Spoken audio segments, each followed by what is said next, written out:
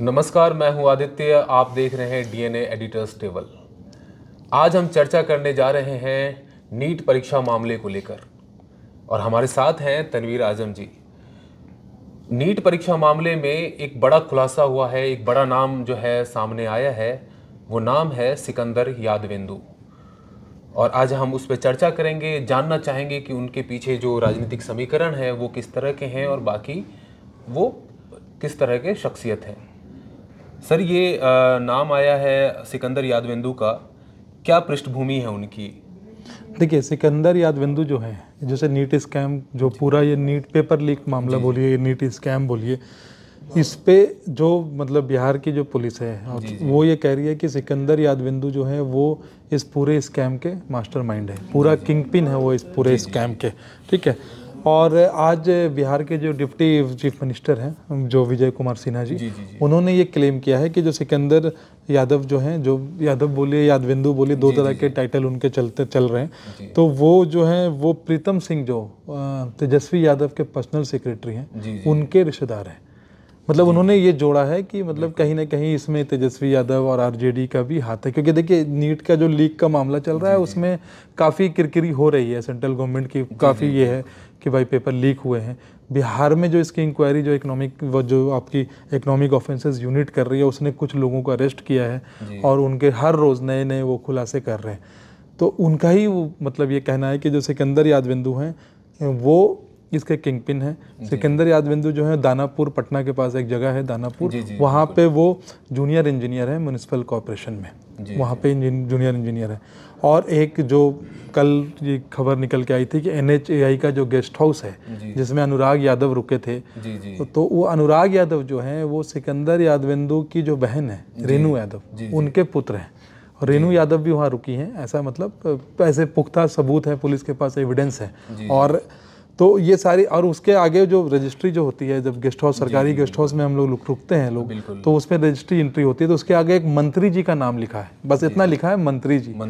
अब ये मंत्री जी कौन है, इनकी भी मतलब पड़ताल चल रही है। और ये मत भूलिए कि जो विजय कुमार सिन्हा हैं जो बिहार के डिप्टी चीफ मिनिस्टर है, वो रोड मंत्रालय भी उनके पास ही है। तो NHAI कहीं ना कहीं उनसे कनेक्टेड है। उन्होंने अपने तौर पर प्रॉमिस किया है कि वो उसको मतलब इस पूरे घटना को देखेंगे कि कौन सा जो मंत्री है हमारा जो इसमें है।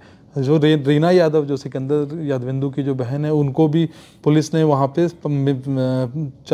5 मई को उनको भी वहाँ से मतलब हिरासत में लिया है। सिकंदर यादवेंदु के बारे में मैं दर्शकों को बता दूं, क्योंकि हमारे डिस्कशन का है कि आखिर वो हैं कौन।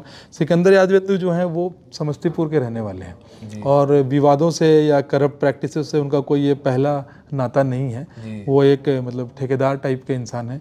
तो वो एक LED घोटाला हुआ था तकरीबन 3-4 करोड़ का, उसमें वो अरेस्ट भी हुए और वहाँ पे वो जेल भी गए।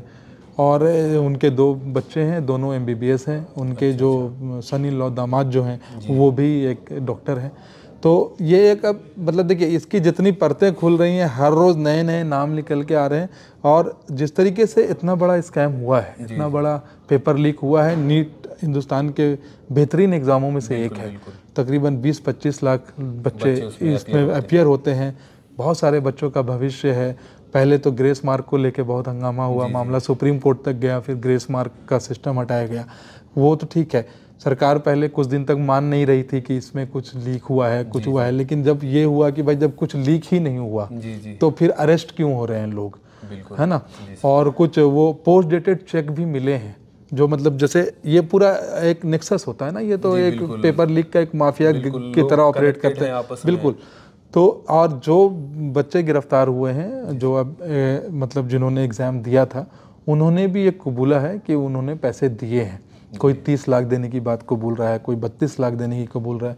पोस्ट जैसे चेक जो मिले हैं वो मतलब वो जिनको पेमेंट हो के नाम उन पे लिखे हैं, अकाउंट नंबर लिखे हैं, उन अकाउंट नंबर को भी खंगाला जा रहा है।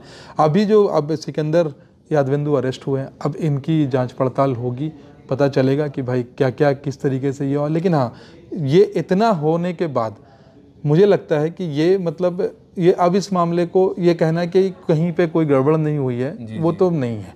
बिल्कुल है, खारिज नहीं किया जा बिल्कुल सकता नहीं, कि बिल्कुल नहीं। वहाँ पे और जो हुआ है। जो आपकी नेशनल टेस्टिंग एजेंसी है NTA, जो नीट के या IIT जी के एग्ज़ाम कराती है, उनको जिम्मेदारी लेनी पड़ेगी और उनको कहीं ना कहीं जांच पड़ताल करके और ये साबित करना पड़ेगा कि हाँ गड़बड़ हुई है। गड़बड़ तो है, ये सारा मामला जो है कहीं ना कहीं बहुत बड़ा झोल झाल है। और आप ये समझिए कि अगर एक भी मेरिट वाला स्टूडेंट नहीं पहुंच पाता है, डॉक्टर नहीं बन पाता है, तो वो पूरे सिस्टम के लिए बहुत अफसोस की बात है। और अगर एक खराब डॉक्टर बन जाता है तो वो भी अच्छी बात नहीं है।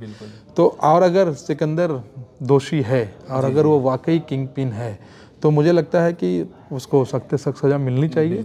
और ये पेपर लीक बहुत बड़ा मसला बन गया है अब इस देश में। पिछले 3-4 सालों में पहले दरोगा के पेपर लीक होते थे, फिर पुलिस के भर्ती के पेपर लीक हुए, जूनियर इंजीनियर, शिक्षकों, आप सोचिए ये नीट तक पहुंच गया है, अब IIT तक पहुंच जाएगा, मतलब अगर ऐसे ही चलता रहा तो इस तरीके के सिकंदर जैसे लोगों को पे रोक लगाना, सरकार को कुछ सख्त कदम उठाने पड़ेंगे। और जो ऐसे लोगों को जो राजनीतिक संरक्षण मिलता है कहीं ना कहीं उसको लेके भी जांच चल रही होगी। बिल्कुल बिल्कुल। देखिए ये अब बीजेपी का जो ये कहना है कि जो मतलब बिहार के जो पहले उप मुख्यमंत्री थे तेजस्वी यादव, RJD के जो लीडर हैं, उनका लिंक है कहीं ना कहीं इससे। अगर उनका लिंक है तो आपकी सरकार है, आपके हाथ में पावर है, आपके हाथ में एडमिनिस्ट्रेशन है, आप उसको उनको भी पकड़िए और जो लोग शामिल हैं सबको पकड़िए और सबको आप जेल में डालिए, कोर्ट तक ले जाइए और सख्त से सख्त सज़ा दिलवाइए। क्योंकि विश्वास कहीं ना कहीं लोगों का ख़त्म हो गया है। आज भी बच्चे सड़क पे हैं। अभी की हमारी जो रिपोर्टर्स हमें खबर दे रहे हैं, एजुकेशन मंत्रालय के बाहर बच्चे खड़े हैं इस धूप में, और बहुत सारे बच्चे राहुल गांधी से भी मिलने गए, उनसे अपनी मतलब ये, क्योंकि बच्चों को कहीं ना कहीं ये लग रहा है कि सरकार उनके साथ न्याय नहीं कर पा रही है, तो वो जो देख रहे हैं कि भाई कहीं से हमें न्याय की जो उम्मीद है तो ये है। क्योंकि देखिए मेहनत तो बहुत लगती है इसमें। बिल्कुल। और उन्हें मतलब हमेशा मतलब जिस तरह से ये मामला सामने आया है तो खुद को वो कहीं ना कहीं चीटेड महसूस कर रहे हैं इस मामले को लेकर। बिल्कुल मतलब ये, और देखिए इसमें जो कुछ चीज़ें बिल्कुल बाहर निकल के आई हैं कि जब बिहार के जो इकोनॉमिक ऑफेंसेस यूनिट के जो ऑफिसर जब वहाँ गए थे उस NHI के गेस्ट हाउस में, तो उनको वहाँ पे एक OMR शीट भी मिली। OMR शीट जिसपे वो आंसर लिखते हैं, जो ऑप्टिकल मार्किंग जो होती है वो उस पे वो उनको मिले हैं। फिर जो अनुराग यादव जो मतलब जिनके नाम से रजिस्ट्री हुई है, ठीक है, वो उसी जगह पे रुके हैं। फिर कुछ बच्चों ने ये भी माना गया है कि हमसे आंसर रटवाए गए और फिर वही आंसर, वही सवाल अगले दिन पेपर में आया है। 4 तारीख को एग्ज़ाम, 5 तारीख को एग्ज़ाम हुआ है, 4 तारीख को उनको उस तरीके से आंसर मिले हैं। फिर वो नालंदा वाले जो मुखिया जी हैं और उनके बेटे जो हैं वो भी इसमें शामिल हैं, ऐसा उनको भी अरेस्ट किया है पुलिस ने।